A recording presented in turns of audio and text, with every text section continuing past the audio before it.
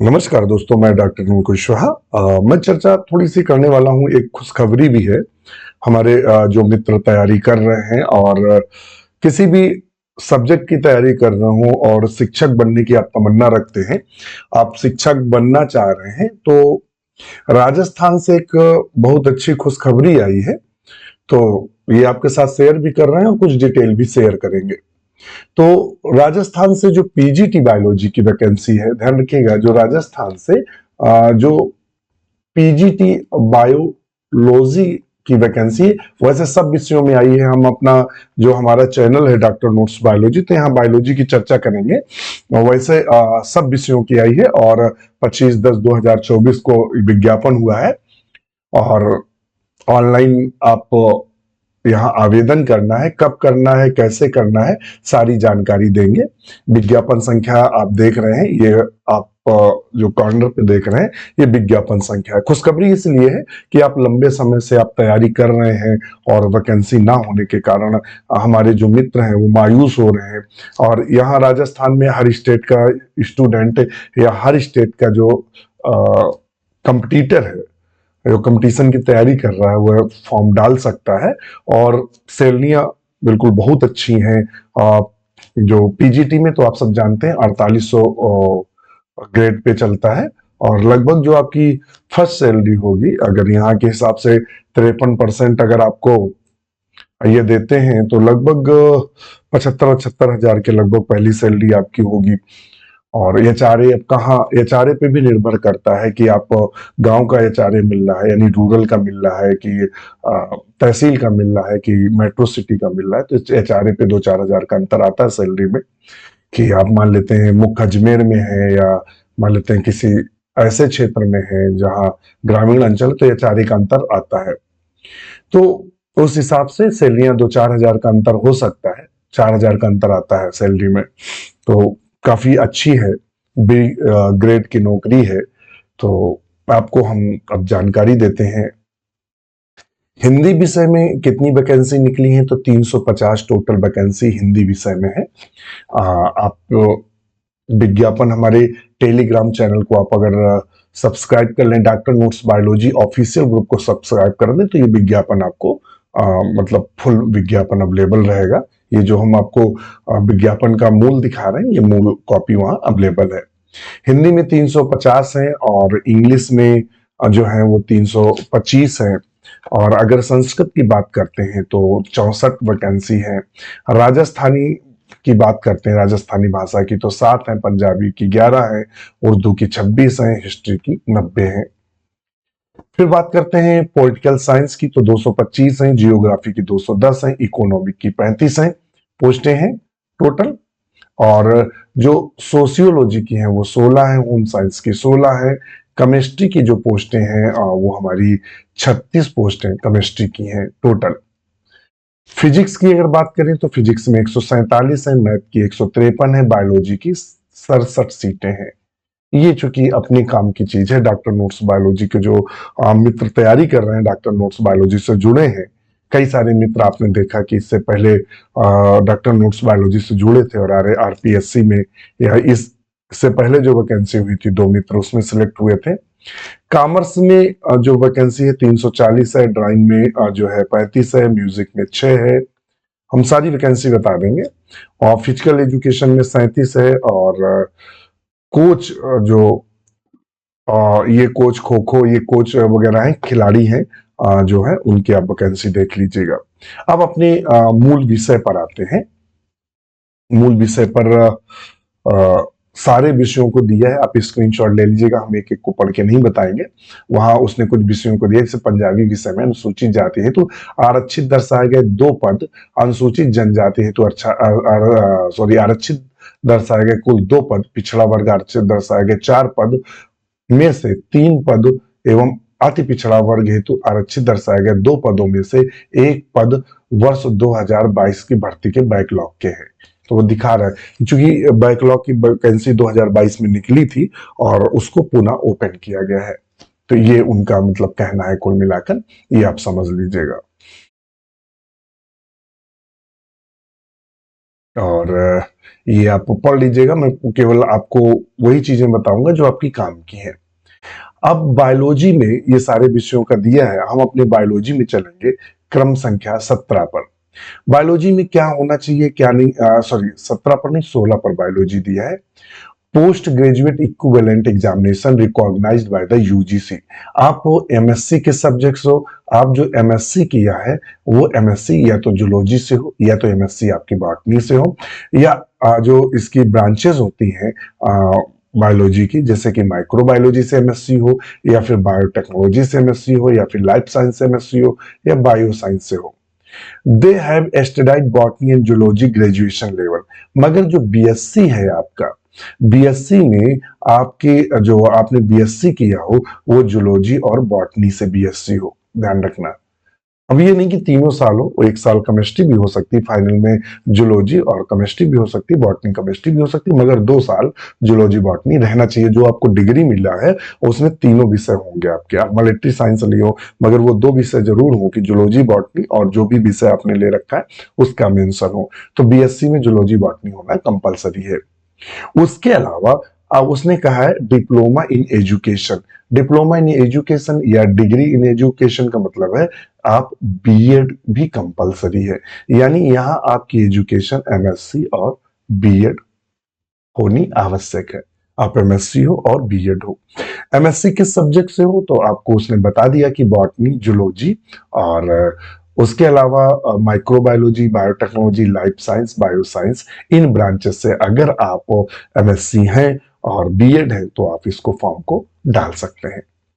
हम अपने ही सब्जेक्ट को लेकर चल रहे हैं। उसने वही वेतन का रनिंग पे बैंड बताया है 4800 है, जो कि पीजीटी का है। और उसने कहा है कि परीक्षा काल जब आपको प्रोबेशन पीरियड चलेगा तो फिक्स पे आपको मिलेगा। फिर उसने एक और वर्ड यूज किया है कि आपकी आयु कितनी होनी चाहिए, तो कहता है 1/1/2025 से न्यूनतम 21 वर्ष से 40 वर्ष से कम नहीं होनी चाहिए, मतलब कम होनी चाहिए।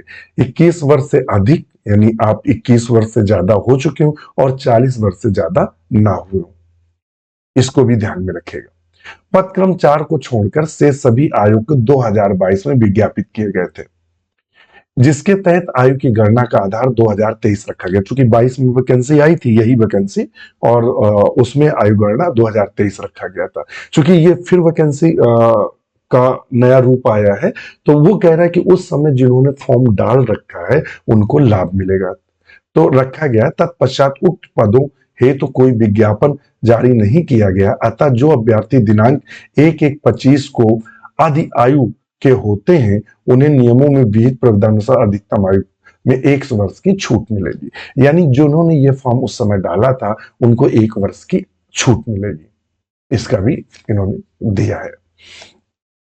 राजस्थान के जो अनुसूचित जाति, अनुसूचित जनजाति, अन्य पिछड़ा वर्ग, अति पिछड़ा वर्ग, आर्थिक कमजोर है, उनको 5 साल की छूट मिलेगी। राजस्थान के ये अति पिछड़ा कमजोर वर्ग की जो महिलाएं हैं उनको 10 वर्ष की छूट मिलेगी। सामान्य आरक्षित वर्ग की जो महिलाएं जो जनरल कैटेगरीज की महिलाएं हैं उनको भी 5 वर्ष की छूट दी है। विधवा, विच्छिन्न, विवाह परित्याग महिलाएं हैं, अधिकतम आयु सीमा नहीं है उनको, मतलब वो 10 वर्ष से भी अधिक, मतलब वो 50 साल की हैं, 55 साल की हैं। वो जो विधवा है, मतलब जिनके पति खत्म हो चुके हैं या जिनका तलाक हो चुका है, उनको उम्र की कोई सीमा नहीं है, ध्यान रखिएगा, उनके उम्र की कोई सीमा नहीं है। मगर ये सारे लाभ जो हैं, ये विधवा वाला तो हमें लगता है अदर स्टेट के लिए भी रहेगा। अदर स्टेट, अब वो हम इसलिए कह रहे हैं कि देखिए सब में लिखा हुआ उसने राजस्थान के अनुसूचित जाति, राजस्थान का ये, मगर यहाँ उसमें ये नहीं लिखा हुआ, तो हो सकता है अदर स्टेट को विधवा और जो तलाकशुदा है उनको आयु की सीमा निश्चित ना की जाए। बकाया जो भी ये लाभ है, ये लाभ आप किनको मिलेगा, ये लाभ सिर्फ राजस्थान, ये 3 लाभ जो है ये राजस्थान के लोगों को मिलेगा।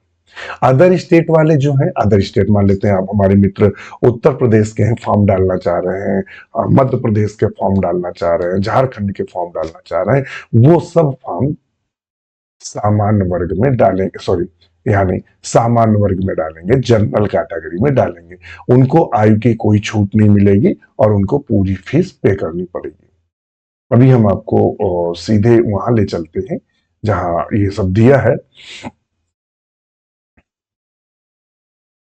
हाँ, राजस्थान सेवा नियम के अनुसार सरकारी कर्मचारियों की सेवानिवृत्ति की आयु 60 वर्ष निर्धारित है। इसलिए नियुक्ति दिनांक तक अभ्यर्थी की आयु 60 वर्ष से अधिक नहीं होनी चाहिए। जो लोग जॉब कर रहे हैं और सरकारी कर्मचारी हैं, उनको आयु में छूट मिलती है, तो उसका उन्होंने दिया हुआ है। चयन कैसे होगा, ये कैसे कराएंगे?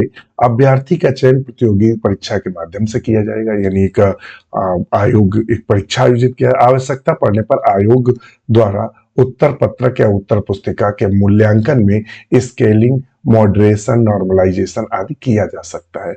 मान लेते हैं पेपर को, अगर कुछ कठिन पेपर और अगर कई शिफ्टों में हुआ तो नॉर्मलाइजेशन कर सकते हैं। और जो आप पेपर में जो आप करके आएंगे, उसके जो मार्क्स होंगे उसी के आधार पर मेरिट बनाई जाएगी, उसी के आधार पर आपका चयन होगा। परीक्षा स्थान यथासंभव समय पर ये आपको बताएंगे।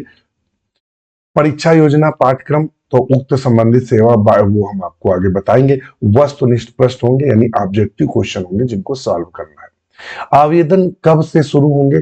तो 5/11/2024 से, यानी 5 नवंबर से शुरू होंगे आवेदन, और 4 दिसंबर तक रात्रि 12 बजे तक आप आवेदन कर सकते हैं। इनकी वेबसाइट है RPSC राजस्थान GOV.in। इसको आप नोट कर लीजिएगा, इसको लिख लीजिएगा, इसको डालकर इसी वेबसाइट पर आवेदन कर सकते हैं। इस वेबसाइट पर आवेदन कर सकते हैं, अप्लाई ऑनलाइन लिंक पर जाकर आप आवेदन कर सकते हैं। दूसरा, आप ये सारा स्क्रीनशॉट लेकर आप पढ़ सकते हैं। अब ये कि हम पढ़ाएंगे फोटो क्या लगनी है, सिग्नेचर, तो पूरी हम जानकारी इतना नहीं दे पाएंगे, आप इसको स्क्रीनशॉट लेकर पढ़ सकते हैं। अच्छा,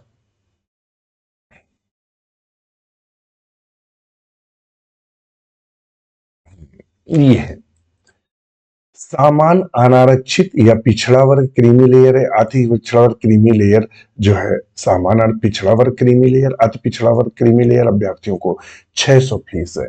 अगर आप राजस्थान के नहीं हैं और आप OBC हैं या कुछ भी हैं, तो आपको 600 फीस पे करनी पड़ेगी। मगर अगर राजस्थान के आप अनुसूचित जाति, अनुसूचित जनजाति या पिछड़ा वर्ग नॉन क्रीमी लेयर या अति पिछड़ा वर्ग नॉन क्रीमी लेयर है, तो आपकी फीस 400 लगेगी। आर्थिक रूप से कमजोर वर्ग के अगर है तब भी फीस आपकी 400 लगेगी। दिव्यांगजन है तब भी आपकी फीस 400 लगेगी। फिर ध्यान दीजिएगा, ये उसने फीस बताई है, उसको आप ध्यान में रखिएगा। अब यहाँ पॉइंट्स जो नोट लिखा है, राजस्थान राज्य से भिन्न राज्यों से, मतलब राजस्थान के अलावा, मान लेते हैं आप उत्तर प्रदेश के हैं, डालना चाह रहे हैं मध्य प्रदेश या किसी भी स्टेट से हैं, अनुसूचित जात, अनुसूचित जनजाति, पिछड़ा वर्ग, अति पिछड़ा वर्ग या आर्थिक कमजोर किसी भी वर्ग के आप अभ्यर्थी हो। मान लेते हैं आप उत्तर प्रदेश के हैं, आप SC हैं या OBC कैंडिडेट हैं या EWS हैं, मगर जब राजस्थान में फॉर्म डालेंगे तो आप जनरल कैटेगरी में डालेंगे, वहां आपका कुछ भी काउंट नहीं होगा, आप एक सामान्य स्टूडेंट की तरह आएंगे। उसने कहा अभ्यर्थी को सामान्य वर्ग का अभ्यर्थी माना जाएगा। अतः ऐसे आवेदकों को सामान्य वर्ग के अभ्यर्थियों के लिए निर्धारित पंजीयन शुल्क देना होगा, यानी 600 रुपए। अदर स्टेट वालों के लिए 600 है। आप किसी भी जाति धर्म से बिलोंग करते हो और अलग अलग स्टेट के हैं, डाल सकते हैं, सबके लिए वैकेंसी खुली हुई है। स्कीम और syllabus and post of the school lecturer के लिए है। तो एग्जामिनेशन जो होगा सेल कैरी 450 मार्क्स का होगा। There will be 2 paper, paper first shall be 150 marks and paper second shall be 300 marks. Duration, paper first का जो ड्यूरेशन होगा 1.5 आवर, यानी 1.5 घंटा होगा, और and the duration paper second shall be 3 hour. और जो सेकेंड पेपर, यानी पहला पेपर 1.5 घंटे का होगा और दूसरा पेपर जो होगा वो 3 घंटे का होगा। पहले पेपर 150 मार्क्स का होगा और दूसरा पेपर कितने का होगा, 300 मार्क्स। इस तरह दोनों के मार्क्स मिलाकर 450 मार्क्स के होंगे। सारे क्वेश्चन जो होंगे वो मल्टीपल टाइप क्वेश्चन होंगे। Negative marking shall be applicable, इसमें नेगेटिव मार्किंग होगी। अगर आप 4 क्वेश्चन गलत करते हैं तो एक सही क्वेश्चन को खत्म कर दिया जाएगा, 1/3 की मार्किंग है, इसको भी आप ध्यान में रखेंगे।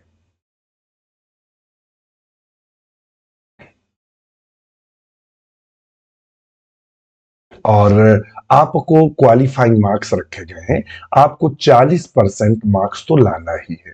फिर मान लेते हैं ज्यादा स्टूडेंट होंगे तो बढ़ा देंगे, अगर 40% मार्क्स से अगर आपके कम है तो आप वहां काउंट नहीं किए जाएंगे, चाहे स्टूडेंट वैकेंसी खाली चली जाए, अगर 40% से कम मार्क्स है तो आपको काउंट नहीं किया जाएगा। लेकिन फिर गए that percentage fixed above shall be realized 5% of the candidate belong the scheduled caste और शेड्यूल ट्राइब।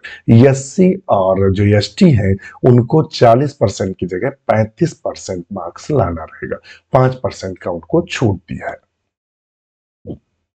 फिर जो पेपर फर्स्ट होगा 1.5 घंटे का, उसमें राजस्थान का इतिहास होगा और भारत का इतिहास होगा। Special emphasis Indian national movement, जो विभिन्न प्रकार के आंदोलन चले उनके बारे में। मेंटल एबिलिटी टेस्ट होगा, यानी रीजनिंग आएगी, और मैथमेटिक्स जो आएगी यानी माध्यमिक ले उसकी कक्षा 8 की स्तर की आएगी। लैंग्वेज हिंदी और इंग्लिश में करंट अफेयर्स है और ये राजस्थान का है। और एजुकेशनल साइकोलॉजी और ये सब आपसे चिल्ड्रन चिल्ड्रन पेडागोजी लॉजी वगैरह पूछेंगे। सब्जेक्ट सेकेंड जो है 3 घंटे का है, उसमें आपका इंटर लेवल के क्वेश्चन आएंगे, बीएससी लेवल के क्वेश्चन आएंगे और आपके post graduate level MSc level के क्वेश्चन आएंगे। और आपका जो बीएड में पेडागोजी पढ़ाई गई थी उससे क्वेश्चन आएंगे कि छात्र ऐसा है, छात्र वैसा है, कैसे ट्रीट करेंगे, वो सारे यहां से आएंगे। अच्छा, ये था नॉर्मल के लिए जो हमारा था, और ये कोच के लिए है, जो कोच के लिए एग्जाम होगा वो ये कोच के लिए दिया हुआ है, तो उसको हम लोग टच नहीं करेंगे। ठीक है।